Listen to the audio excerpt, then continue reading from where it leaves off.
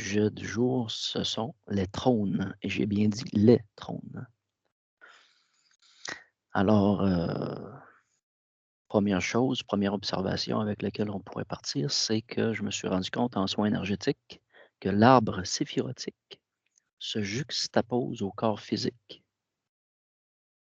et que les soins que je faisais au niveau des nettoyages de certains méridiens correspondaient aux sphères de l'arbre séphirotique qui gravitent à la fois sur le corps et un peu légèrement à l'extérieur du corps. Et là, on va parler du premier trône qui est le sacrum au niveau du bassin, au niveau du premier chakra, le chakra Juste, racine. Dani, est-ce que tu peux peut-être expliquer ce que tu entends par l'arbre séphirotique? L'arbre séphirotique, c'est le... Mon Dieu Seigneur. pour, pour moi, c'est l'arbre séphirotique.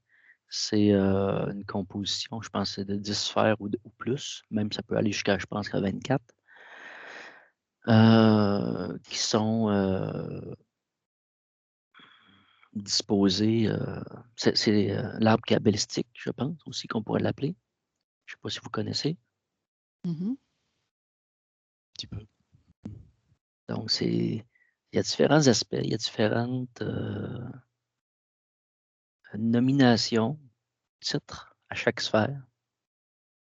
Et ce sont comme des étapes d'un voyage, d'un apprentissage. Un parcours initiatique. Oui, en quelque sorte, oui. C'est un parcours initiatique à la découverte de sa conscience et de l'univers. Ouais, moi, Quelque part. ça m'amène sur carte ou cartographie. OK. Mm. Là, on est dans l'arbre séphirotique.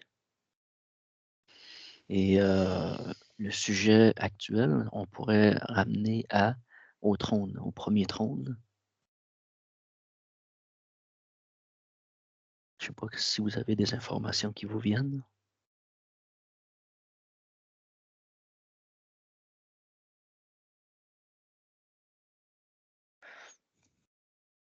Si je vous dis qu'avant de naître, nous sommes dans la conceptualisation que le corps est un véhicule et qu'il appartient au monde matériel, à la mère, à la création physique, quelque part. À la mer terrestre. Ouais. Donc, c'est un emprunt.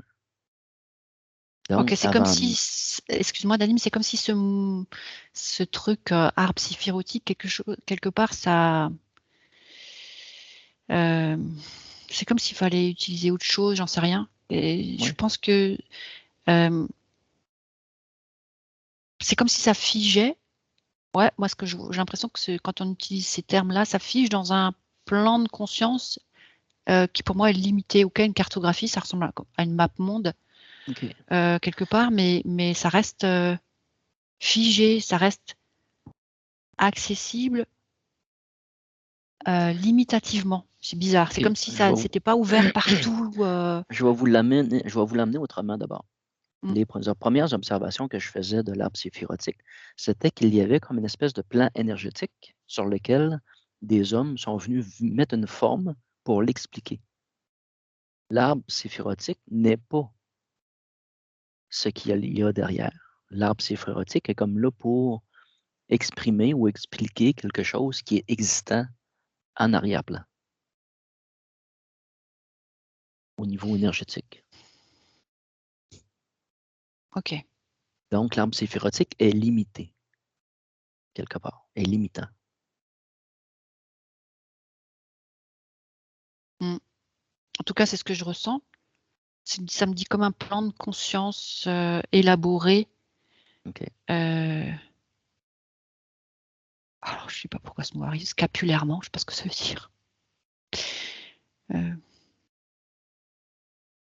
Scapulaire. Je vais le prendre en note, là.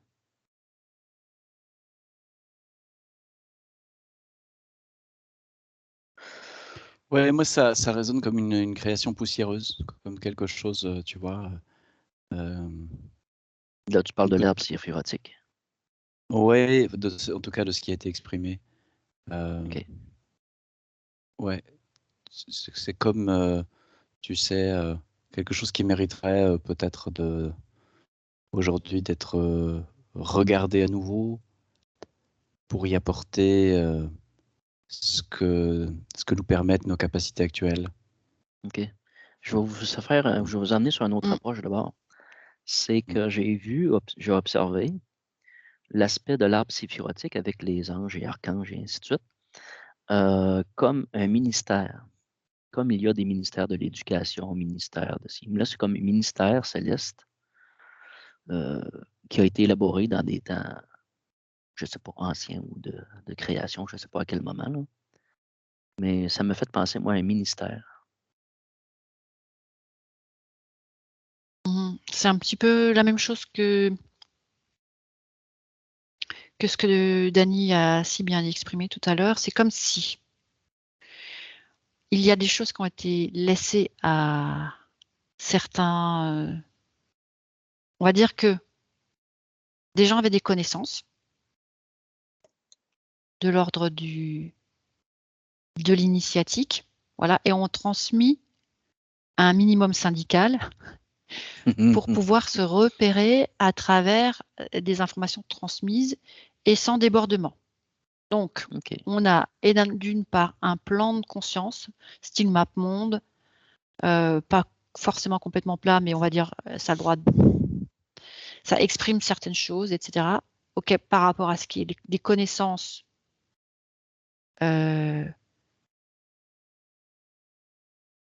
qu'on n'aimerait pas voir déborder, on va dire. Et puis, il y a l'histoire du ministère donc, que tu évoques, donc la superposition d'une hiérarchie céleste, en parlant d'anges et d'archanges, etc. C'est comme si il y a des droits d'accès aux différents plans de conscience qui sont mis à disposition. OK, on a reconnu que ça, c'est un plan de conscience, ça, c'est un plan de conscience, ça, c'est un plan énergétique, ça, et chacun d'eux est régi par un autre ministère angélique ou archangélique. C'est comme si tout ça, c'est des définitions, des façons d'expliquer les choses. Et comme a dit Dany, c'est usité. Et c'est quelque part aussi une forme de gouvernement et donc de gouvernement, mais qui n'exprime pas ou qui ne laisse pas la vie, le vivant, s'exprimer à l'intérieur. Et donc, c'est un gouvernement, pour moi, qui est de l'ordre du contrôle. OK. Ça m'amène à un deuxième aspect que j'ai vu récemment, cette semaine, c'est qu'il y a la fausse matrice terrestre sociale et il y a comme une fausse matrice astrale.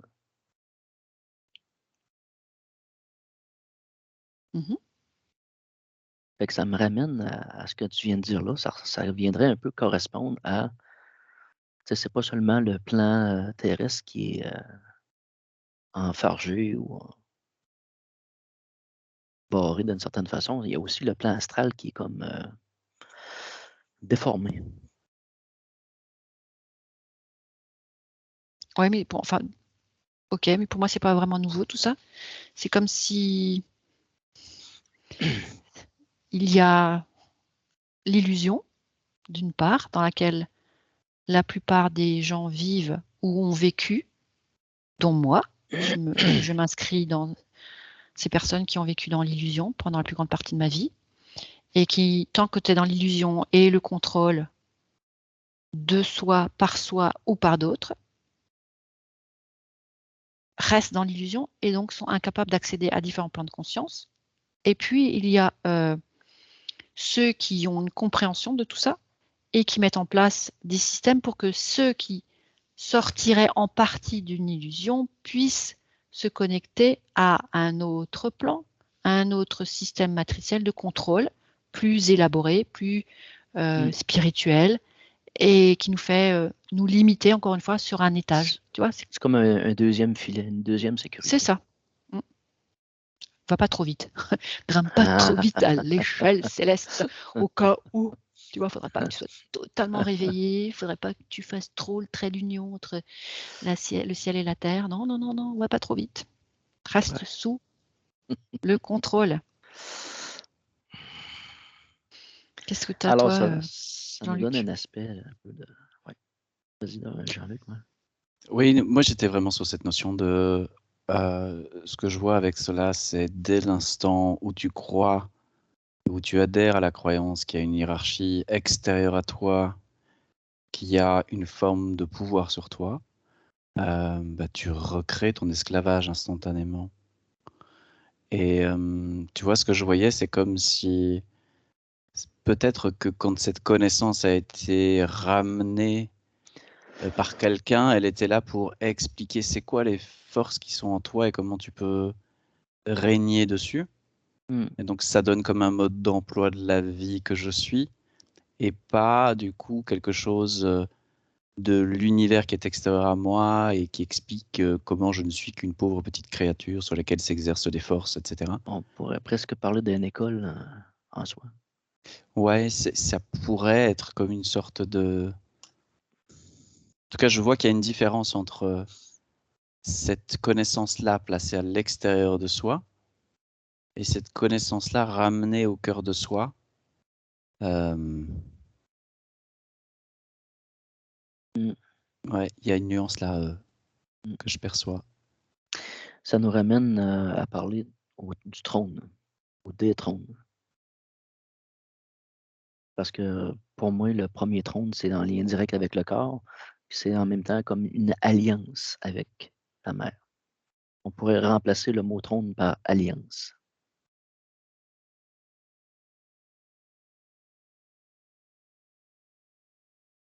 Alors pour moi, un trône, c'est l'endroit où le souverain de son royaume ou d'un royaume siège. Donc est assis, est posé, une force tranquille, qui n'a pas besoin de courir dans tous les sens, qui est juste là à exprimer sa puissance et sa souveraineté sur les éléments autour de lui et parfois en lui. Donc le trône, si on regarde le trône qui nous relie à la terre, le royaume de la terre,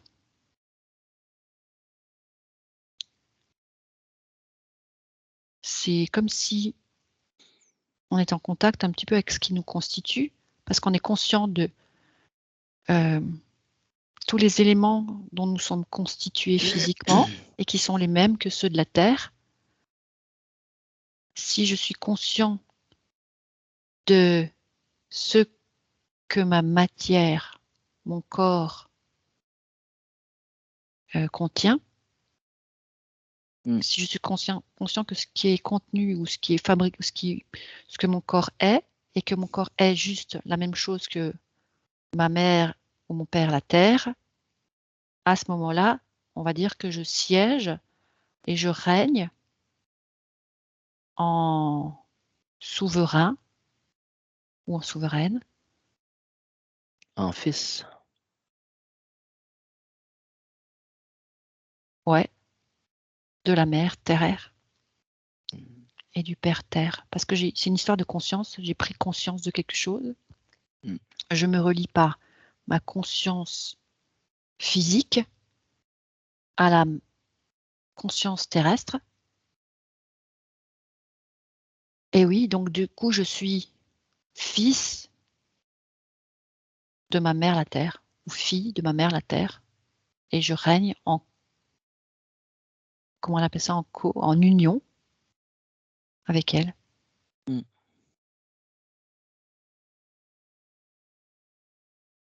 Alors ça c'est un aspect d'un premier trône. Je sais pas, Pierre, Jean-Luc, si tu aurais quelque chose à rajouter sur ce que Diane vient de dire, ta perception. Moi, j'ai une sorte de sensation comme ça, de point de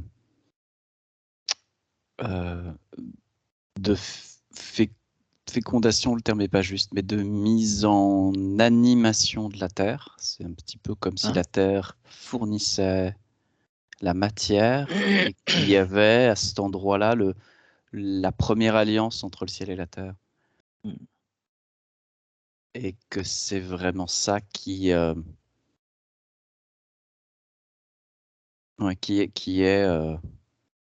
installe la souveraineté. Le trône en soi. Oui, complètement. Parce qu'il n'y a pas seulement celui qui est assis dessus, mais le trône est un objet ou un concept. Et le corps qui s'assit dessus en est un autre.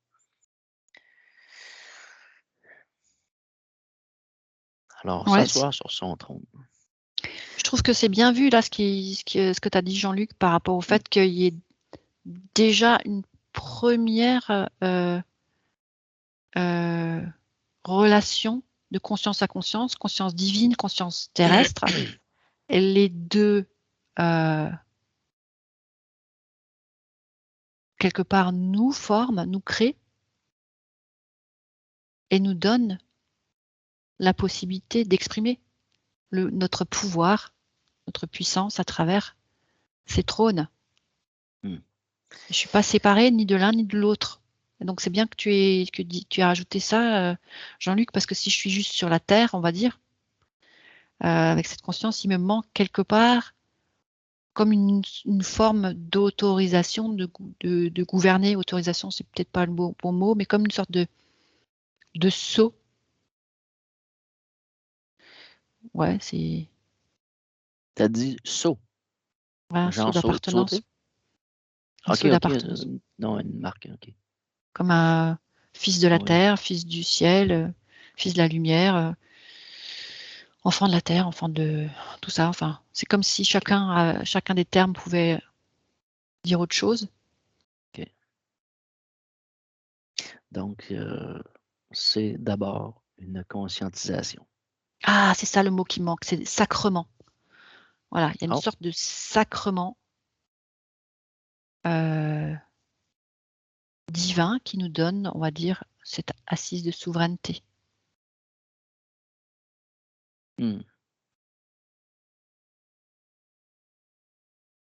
Qui est presque à la limite à la première respiration de la naissance.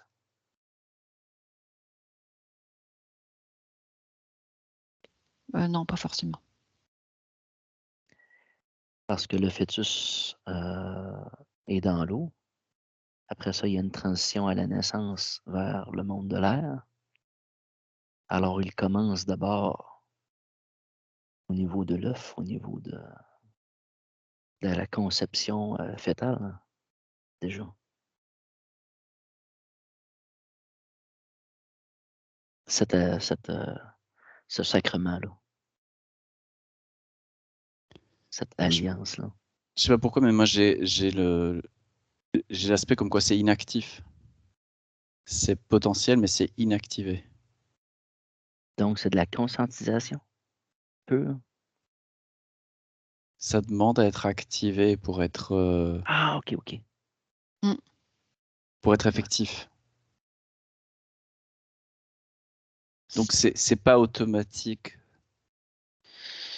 À un moment donné, ça peut être activé. Ce que je vois là, ça peut être activé de différentes manières, mais c'est potentiellement présent en tout cas, oui. Ok. Je sais pas pourquoi c'est inactif par contre. Mais... Ben, regarde en fait dans quelle temporalité tu te situes.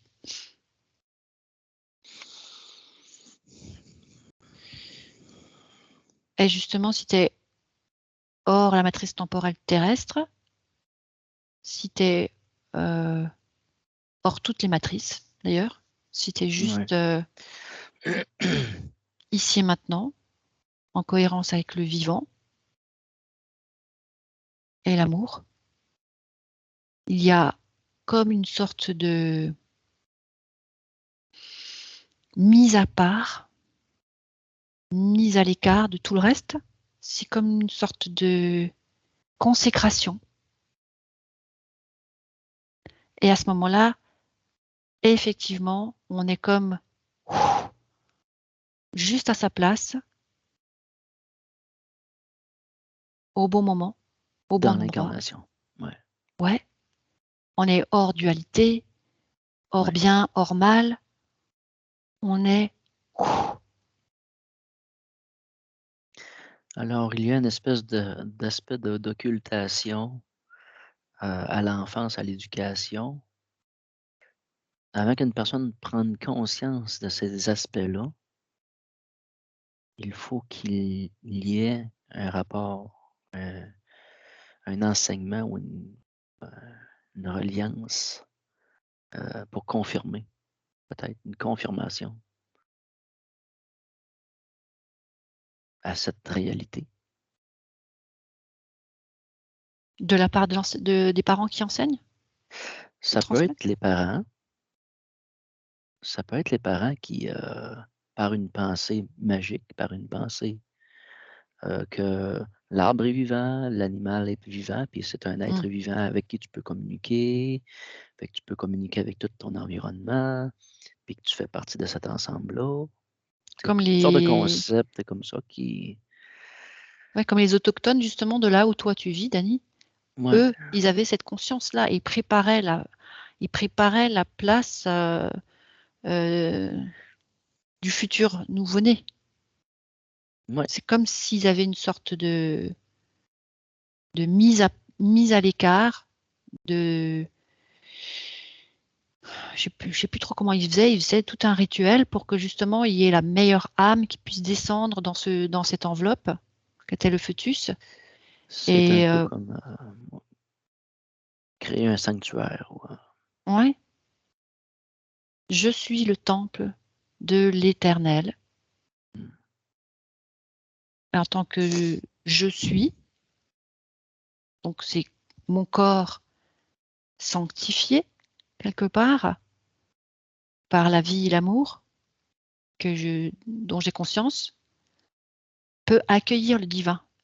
Et mon corps sanctifié, comment? À quel moment? Pendant combien de temps? C'est comme si ça demande un ensemble de paramètres. Alors, déjà, l'enveloppe fœtale, ouais, est-ce qu'elle est sanctifiée parce que les parents ont eux-mêmes fait tout un travail de sanctification, d'amour, pour féconder cet enfant, pour qu'il soit dans des meilleures conditions, on va dire, de matière corporelle?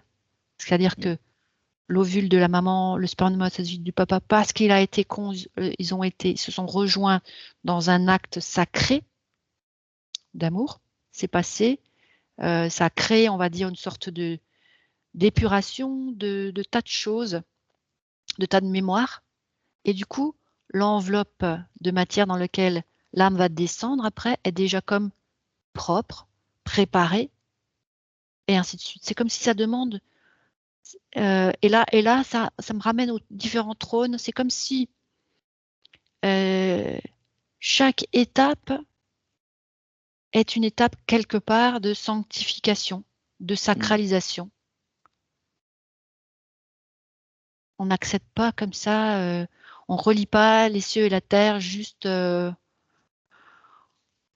faisant tout et n'importe quoi. Ouais, tout à fait. J'ai pas l'impression que ça marche comme ça. Mais un cœur pur peut faire des miracles rapidement.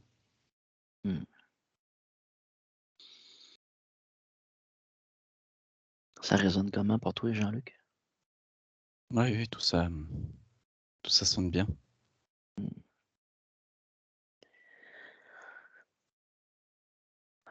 Tu nous as emmené, Diane, avec une perspective de parler d'autres trônes. Il y a un autre trône au niveau, juste au-dessus de au-dessus de la tête,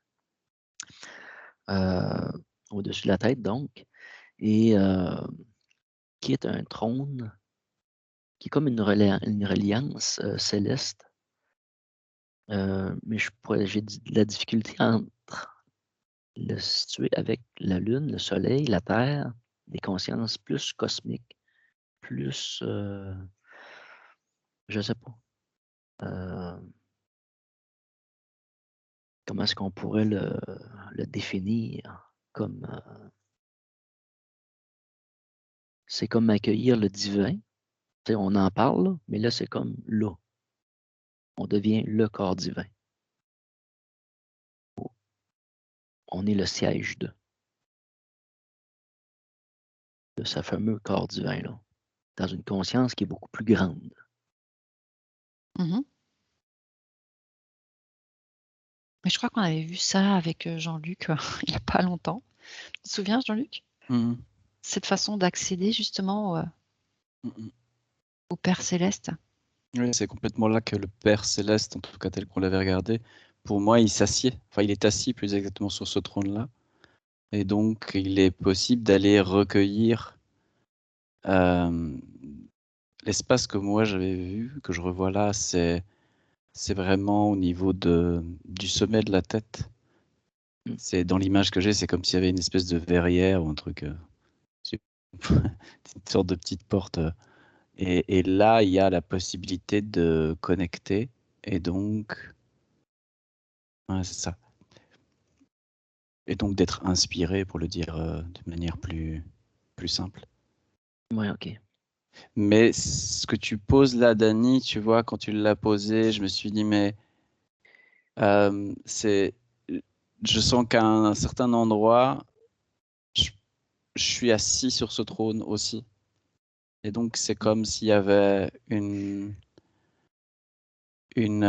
expérience qui est de l'ordre de je suis assis sur le trône et je règne sur tout.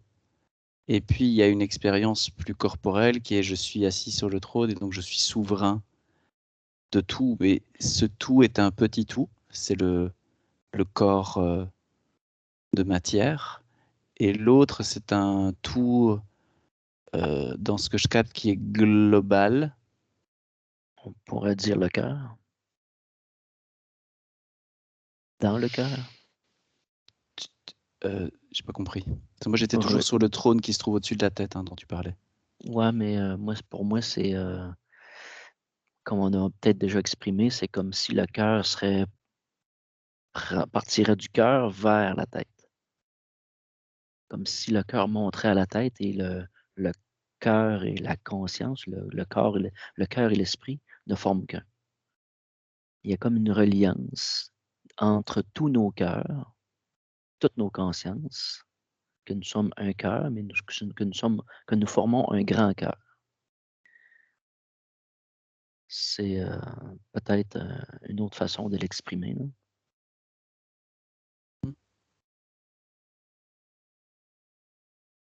Je suis désolée, j'ai été déconnectée pendant un petit moment, donc je ne sais pas trop de ce que vous avez parlé, mais là, si je vous rejoins au niveau de un seul cœur, oui, le but, c'est de faire un,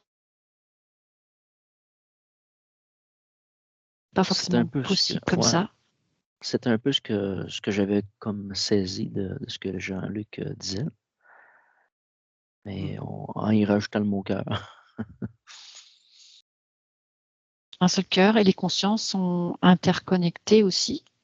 D'ailleurs, qu'on est en capacité de le faire parce que c'est pas donné à tout le monde non plus de connecter, de créer de la cohérence entre tous nos centres de conscience. On a plusieurs points de conscience, conscience physique, conscience spirituelle, conscience divine. Et par le cœur, en tout cas, ce qu'on en a vu, c'est qu'on accède, on peut accéder. C'est tout un cheminement d'accès par la respiration. C'est comme si en respirant profondément l'information du divin, quelque part, on accède, on descend de plus en plus profondément sur ces plans de conscience-là, et on rentre, on passe des portes, et on accède chaque fois à un autre plan dimensionnel, un autre plan de conscience, jusqu'à accéder au plan divin, à la conscience divine, tout. Je ne sais pas si tu avais évoqué ça, Jean-Luc, où il y a ce fameux trône. Oui, c'est ça. Ce plan-là, qui est un plan vraiment global dans lequel il n'y a rien en Ouais. dehors, quoi. Mm. Non. Non, non.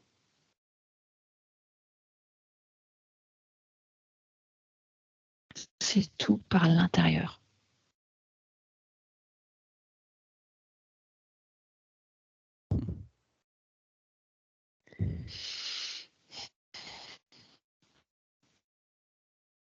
Ça,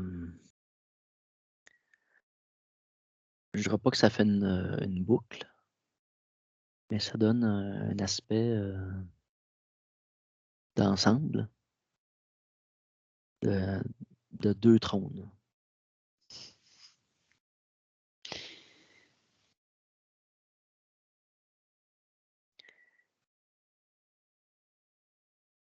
Et ça me c'est comme si j'irais ailleurs complètement, vers le trône lumière.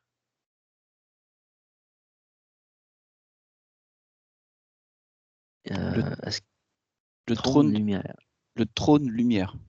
lumière. C'est comme le trône lumière, mais c'est comme le trône conscience.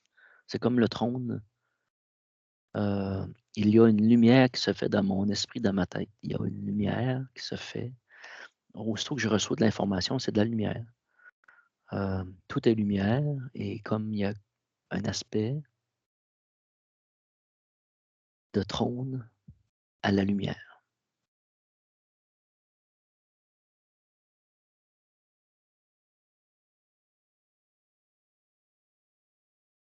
On pourrait peut-être utiliser le mot éveil ou intelligence, conscience de l'ensemble, je ne sais pas. Est-ce que ça nous ramène au divin?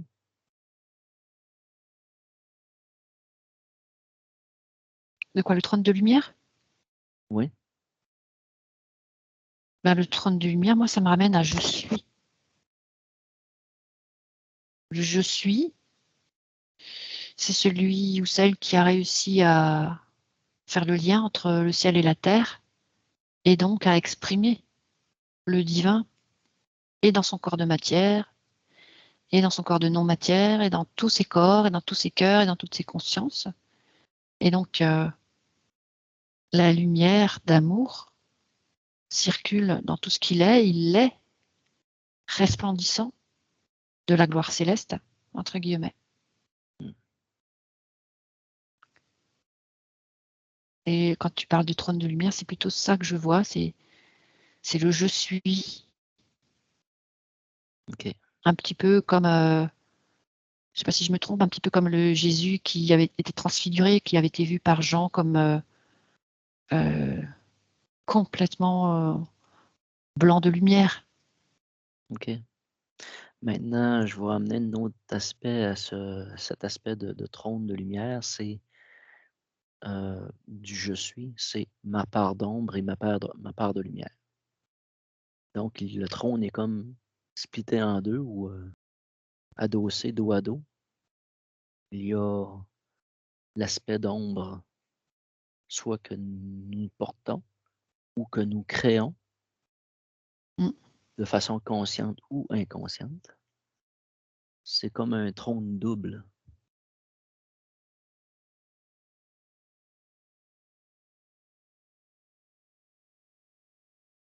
Ce que j'appelle C'est le monde à l'envers. le révélateur lunaire et le révélateur solaire.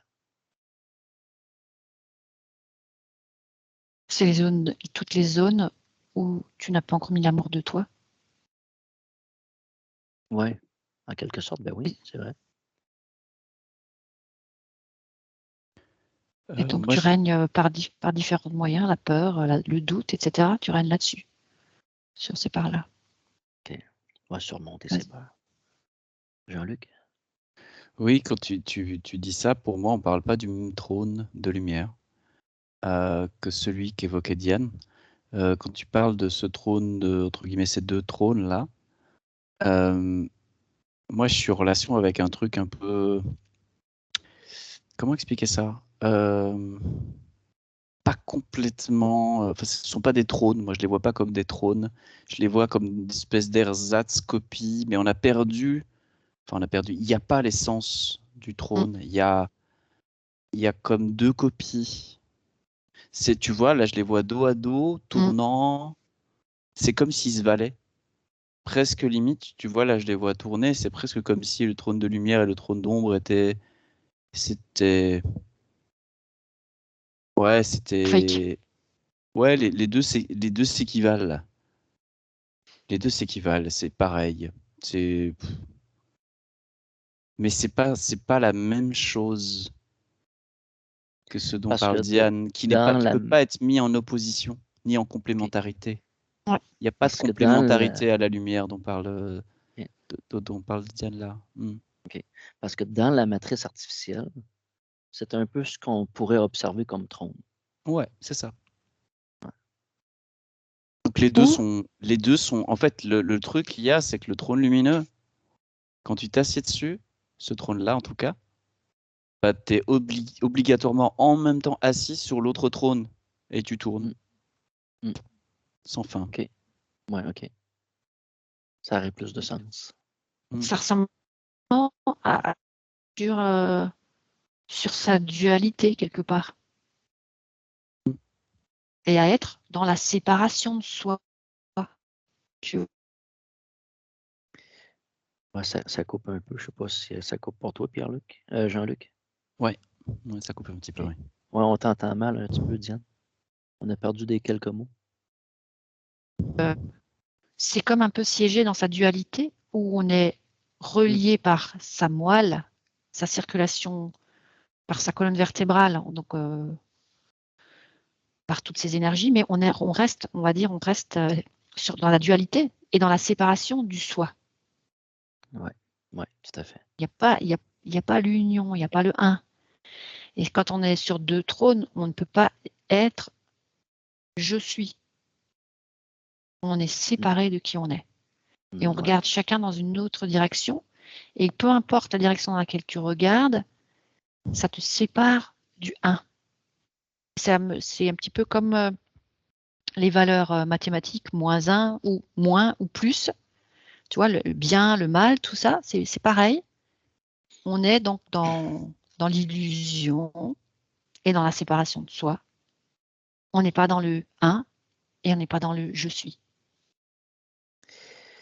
J'aurais une question reliée à ça, c'est pourquoi que dans une révélation que j'ai eue sur le révélateur lunaire, comment je pourrais formuler ça? Pourquoi la Lune s'est éveillée, ou s'est éveillée à peu près sensiblement dans le même temps? Qu'est-ce qui a fait que la Lune, quelque part, s'est libérée ou s'est réveillée récemment, ou je ne sais pas? Qu'est-ce qui s'est passé dernièrement? Tu Avez-vous parles des de quelle informations? lune? Tu parles de la lune. De la Lune. De la Lune. Notre Lune est Ouais. un aspect de notre conscience, est un satellite de notre conscience, et que c'est un peu comme si, par conscientisation, par amour, la Lune s'est éveillée quelque part. Je ne sais pas. Diane a observé dans une recherche qu'elle a faite, dans une observation. Puis moi, dans mes visions, j'ai eu des révélations, puis je me suis posé la question, est-ce qu'il y a un lien dans cet éveil de conscience de la Lune à une prise de conscience de ces trônes duels et de cet aspect lunaire, de l'œil lunaire, qui est une forme de lumière dans la nuit.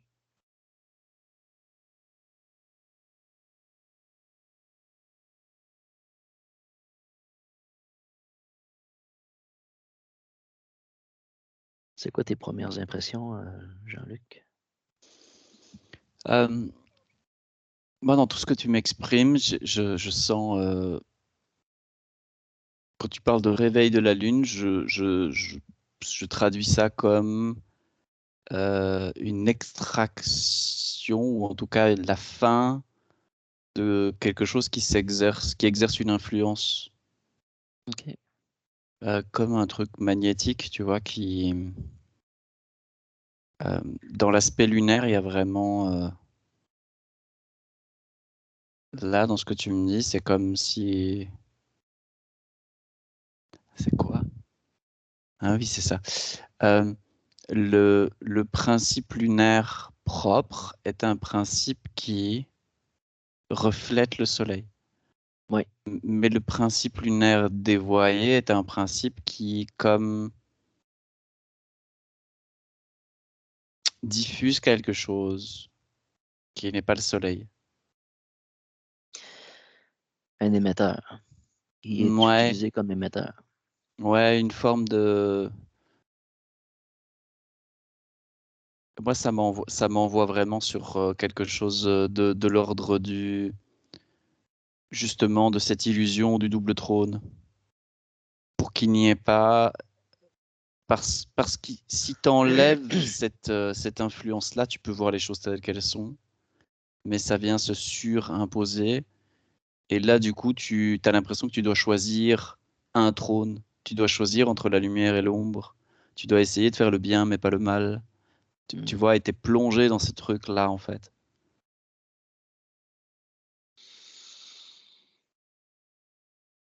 Ouais, ça maintient la conscience qui s'élève dans un, dans un autre jeu, quoi. Donc, d'un aspect, c'est un peu comme si tu me dirais qu'il y a un aspect lunaire qui pourrait entretenir la dualité, puis Ouais, un autre aspect qui pourrait le dissoudre, c'est ça. potentiellement. Ouais, c'est ça. Alors, Si la j'en Lune ai est ainsi. réveillée depuis l'essence qu'elle est, tu vois, si Oui, c'est l'essence de la Lune qui est réveillée, à ce moment-là, la Lune rejoue son rôle. Et c'est qu'est-ce qu'elle fait? Elle, c'est comme si alors elle se mettait à éclairer la nuit, mais vraiment, c'est-à-dire à montrer ce qui normalement n'est pas visible. Et donc tout devient clair. oui. Et là, à ce moment-là, tout est vu tel que c'est.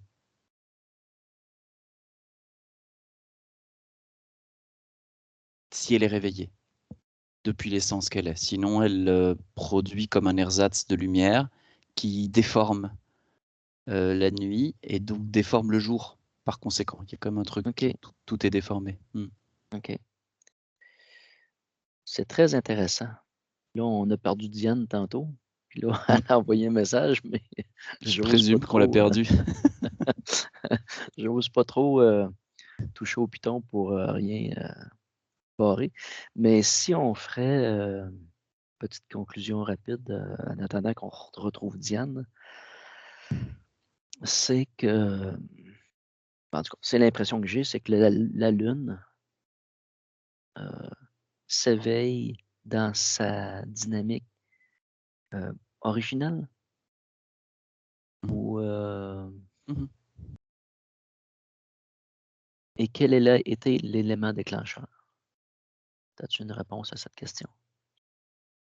Tu veux dire de manière globale, pour toi, c'est quoi? C'est-tu l'éveil des consciences? C'est-tu les énergies qui viennent de l'univers, des influences extérieures, un peu de tout ça peut-être?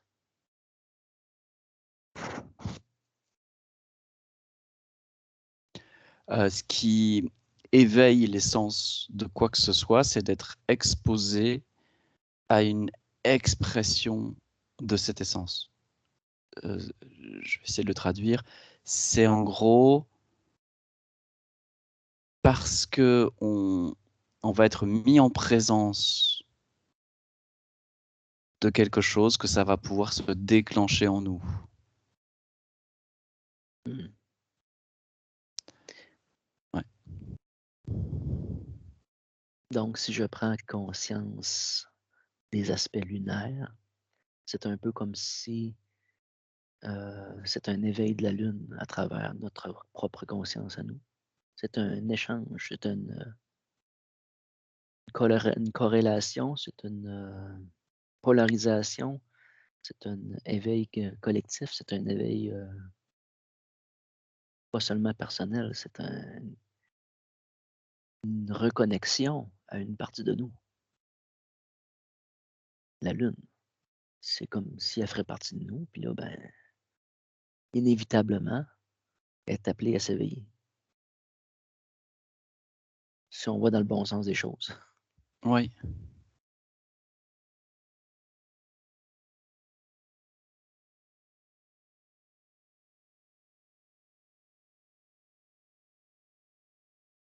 Ouais, c'est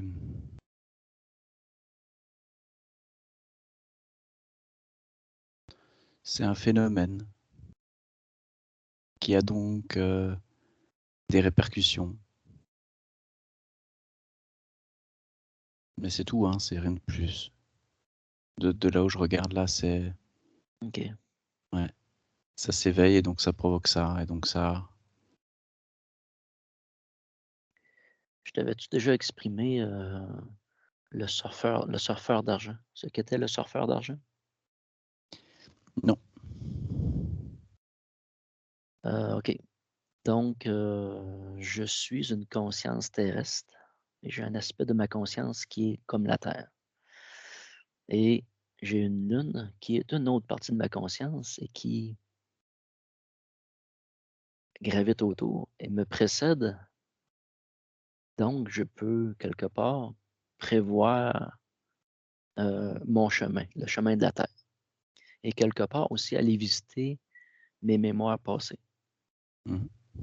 Donc, le satellite qui tourne autour de la Terre, de ma conscience, a la capacité de visiter plus grand, plus large. Mhm. Mais je peux le faire aussi avec Mercure, Vénus, Mars. Et considérer que le système solaire, avec ses planètes, sont des plateformes de conscience, des formes sur lesquelles je peux surfer quelque part. Je peux changer d'état de conscience selon la sphère. Je peux même utiliser même le soleil et salut Diane. Et en même temps comme transiter. C'est ça l'aspect du surfeur que je parlais avec Diane. Là. Donc la Lune fait partie de cette dynamique-là de conscience avec tous les aspects astrales. Parce que là, on a les planètes, on a le système solaire. On peut aussi l'appliquer avec les, pas la Voie lactée, mais tous les signes zodiaques, là, qui sont des corps de conscience en soi. Fait que c'est un autre aspect de l'élargissement de la conscience.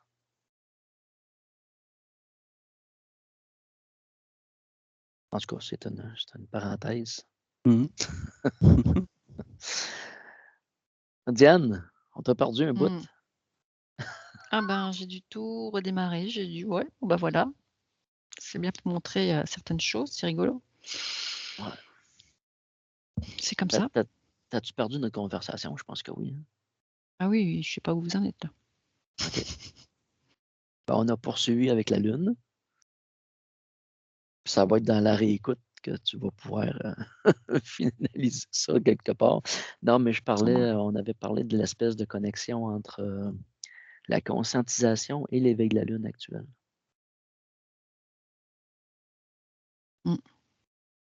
Ah oui, et puis moi j'étais en train de dire que c'est ça que j'étais en train de dire, en fait, que ça tout dépend exactement de l'endroit où tu te situes toi en conscience, dans le ici maintenant, en tant que je suis, ou alors sur ce plan de séparation de toi, de soi, sur le plan de la matrice temporelle terrestre, sur la dualité, le chemin de la dualité. Mm. Et en fonction de cet endroit où tu te trouves, eh bien, soit tu t'élèves et tu accèdes à l'élévation de tous les autres astres, Mm. quelque part, qui sont la même représentation de ce que nous vivons nous-mêmes, en nous-mêmes, au moment où on s'éveille à l'état de retour à soi, c'est-à-dire plus je me réveille, plus je retrouve la mémoire de qui je suis, que je suis un être divin et que je vis mon incarnation sur Terre, plus j'accède à tous ces plans de conscience et je prends conscience que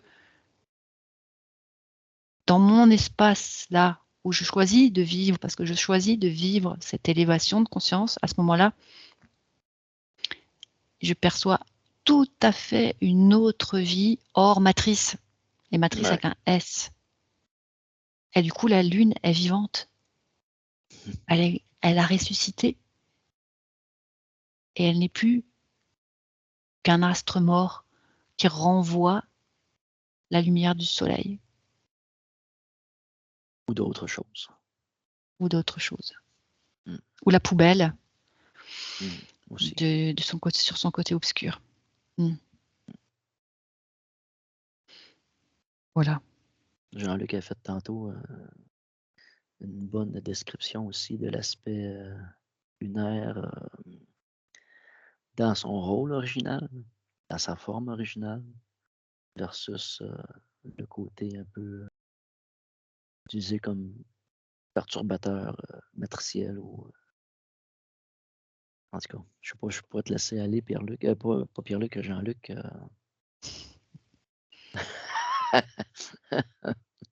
À faire une.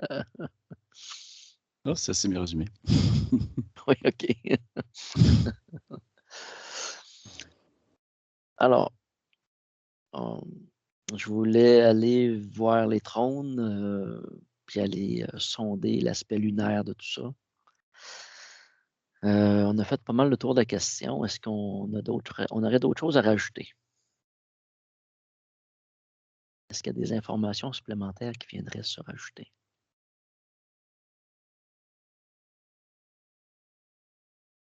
Jean-Luc? J'ai juste un truc qui vient de monter qui est super drôle, c'est ce que tu cherches te cherche. Oui, Et je sais pas pourquoi c'est ça qui vient. Et ce que j'en comprends, ce que j'en saisis dans l'instant, tout du moins, c'est en tout cas, ce que je garde pour moi, c'est de chercher ce par quoi je veux vraiment être trouvé, quoi.